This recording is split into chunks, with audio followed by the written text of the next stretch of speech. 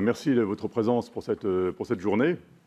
Là, nous venons partager ensemble sur un sujet un peu connu qui est le revenu universel. Mais ce que nous allons faire aujourd'hui, c'est que nous allons aller un peu dans le détail de cette question du revenu universel pour ne pas rester uniquement au niveau du slogan politique ou des idées peut-être un peu faciles, mais vraiment d'aller voir dedans comment ça tourne, qu'est-ce qu'il y a dans le moteur. Et pour ce faire, voilà, on va suivre une certaine séquence qui va nous occuper de cette journée.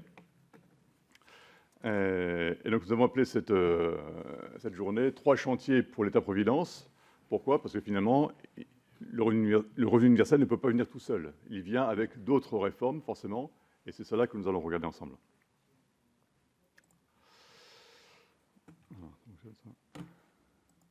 Voilà.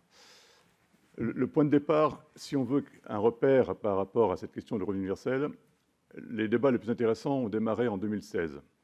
En 2016, avec l'intervention de Christophe Sirugue, qui a eu une mission confiée par le gouvernement, une mission d'évolution des minima sociaux. Et dans sa mission, dans son rapport, il a proposé 3 scénarios, je ne sais pas si vous vous rappelez de ça. Donc, le scénario 3, que vous avez à l'écran, de manière graphique, le scénario 3 expliquait qu'il fallait mettre en place un revenu socle, un socle, qui est une couverture socle commune, qui serait vraiment la prestation donnée à toutes les personnes qui sont dans une situation, je dirais, de nécessité, de manière tout à fait systématique pour tous, et ensuite des compléments d'insertion ou de soutien selon les cas, parce qu'il y a des bonnes raisons pour cela.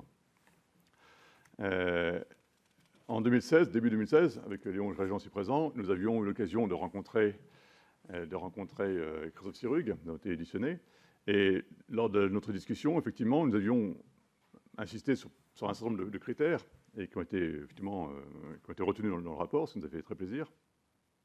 Et ces critères, si je veux les détailler, je ferai un zoom sur la partie du bas. Sur la partie du bas, en fait, ce que l'on voit dans la couverture socle commune, c'est qu'elle est décrite de manière assez précise, finalement. Et je vous invite vraiment à regarder ce qui est écrit là. Donc, la couverture socle commune décrite par le scénario 3 de Christophe Sirugue, c'est voilà, quelque chose qui est sous condition de ressources. Bon, ça était quelque chose qui n'est pas inconditionnel, c'est sous condition de ressources, mais d'un niveau double pour les couples. Donc ça, en clair, ça veut dire qu'on était sur une prestation individuelle. Si on est seul, on a un montant, qu'on est 2, on a 2 fois le montant. Donc c'est quelque chose déjà qui est un progrès fort, c'est que Christophe Sirugue, dans son rapport d'avril 2016, a déclaré qu'il fallait passer à l'individualisation de la prestation sociale. Premier élément très important. Ensuite, pas de pièces justificatives, logique d'automatisation, disant on peut certainement faire des progrès dans la distribution de ces prestations avec des mécanismes beaucoup plus efficaces, beaucoup plus automatiques, et donc les personnes n'ont pas à souffrir le guichet, souffrir les difficultés, souffrir un tas de choses. Voilà, donc vraiment l'automatisation est une logique importante, et donc c'était proclamé également par le rapport Sirugue. La troisième ligne est encore plus éclairante. Ni forfait logement, ni prise en compte des prestations familiales dans la base de ressources. Il a même précisé pour éviter les objectifs multiples. Et c'est cette ligne-là qui va nous occuper particulièrement aujourd'hui.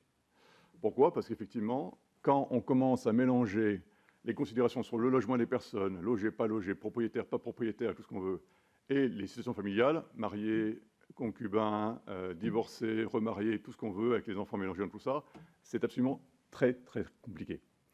Et donc, un socle de ressources qui serait une couverture socle commune, nécessairement, il faut évacuer, mettre de côté et traiter à part la question du logement, également traiter à part la question des enfants.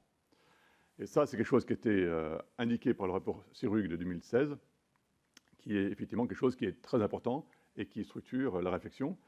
Et toutes les réflexions actuelles sur le revenu universel d'activité et l'autre, pareil, se posent des questions également sur le logement. Vous savez que la réforme RUA est censée mettre ensemble le RSA et les APL, les aides de logement. Cette idée-là est très, très contestée. Très contestée. Beaucoup d'associations, que ce soit ATD, Secours catholique et tous les autres, sont en général très opposées à cette idée-là. Voilà. Donc, sur le logement, ce qui était proposé par Sirug, c'est de séparer clairement le socle, la famille et le logement. C'est vraiment ce qui structure notre journée. Et donc, nous allons commencer ce matin avec une première partie sur la politique familiale. Ensuite, nous parlerons de la politique du logement. Et cet après-midi, nous passerons plus de temps sur la question du revenu universel, où nous irons plus dans le détail, pour préciser la nature de cette réforme qui est fiscale, en réalité. Et c'est la chose que nous allons vraiment décrire, c'est la réforme fiscale qui est sous-jacente à la question du revenu universel. Personne ne s'est trompé de réunion, ça va? Bon, à peu près. Je vais proposer à François-Xavier Oliveau de vous décrire un petit peu le fonctionnement de notre journée. Bonjour à tous, je suis François-Xavier Oliveau, vice-président de l'AIR. Bienvenue au Sénat aujourd'hui.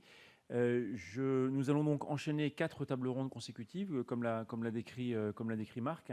Vous aurez l'occasion de poser vos questions, si vous le souhaitez, et on fera ça par le truchement de Twitter ou d'un smartphone que vous aurez sûrement avec vous, en utilisant le hashtag R1609, comme 16 septembre, R-A-I-R-E 1609. Donc vous posez vos questions sur Twitter en utilisant ce hashtag-là, et je les récupérerai ensuite, je les résumerai et je les poserai ensuite aux intervenants à la fin de chaque intervention. Voilà, je ne sais pas si vous avez déjà des questions. Vous n'en avez pas, et bien les prochaines, vous les poserez sur Twitter. Merci beaucoup. Voilà, donc c'est un moyen de réguler les questions. Donc dès que vous avez une idée qui vous vient, n'hésitez pas à vous envoyer un tweet. Voilà, François-Xavier récupère tout ça, agrège et fera, et animera les débats qui suivront les différents exposés. Quelle heure est-il? Il est 9h10. Nous sommes exactement sur le timing. Nous avons même une minute d'avance. Donc le temps pour nos intervenants de s'installer. Jérôme, peut-être vous pouvez venir vous installer aussi. Voilà. La première session de la journée, donc c'est sur la politique familiale. Donc nous allons avoir 3 intervenants. Donc Léon Régent est un des vice-présidents de l'AIR également. Et donc il a écrit ce livre qui est sorti en 2018, qui a fait un peu de buzz, qui est Comment réformer la politique familiale en France. Nous avons rencontré beaucoup d'élus au Sénat, à l'Assemblée nationale et dans les ministères pour expliquer ce concept-là. Ça a beaucoup intéressé. Et effectivement, on voit un certain mouvement. Il y a eu des réunions dans cette maison du Sénat sur la politique familiale. Nous avons été invités à certaines de ces réunions. Il y a actuellement une mission d'information sur la politique familiale qui est créée par les députés, donc une mission d'information au niveau de l'Assemblée nationale sur la politique familiale. Nous serons audités d'ailleurs cette semaine sur ce sujet. Auditionnés, pardon. Et voilà, donc on voit que c'est un sujet qui suscite un intérêt assez fort au niveau politique, mais un sujet difficile.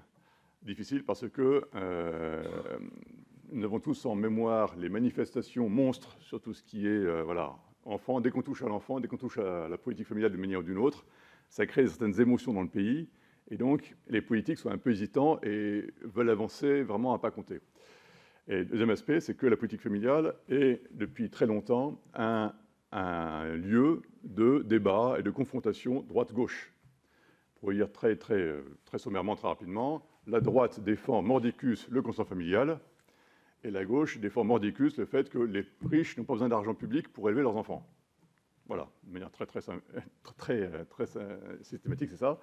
Voilà, donc du coup, dans cette confrontation un peu forte, il y a la place pour le débat, bien entendu. Et ce matin, nous avons trois experts. Donc Léon Régent, que j'ai cité, vice-président de l'AIR, qui va faire une introduction.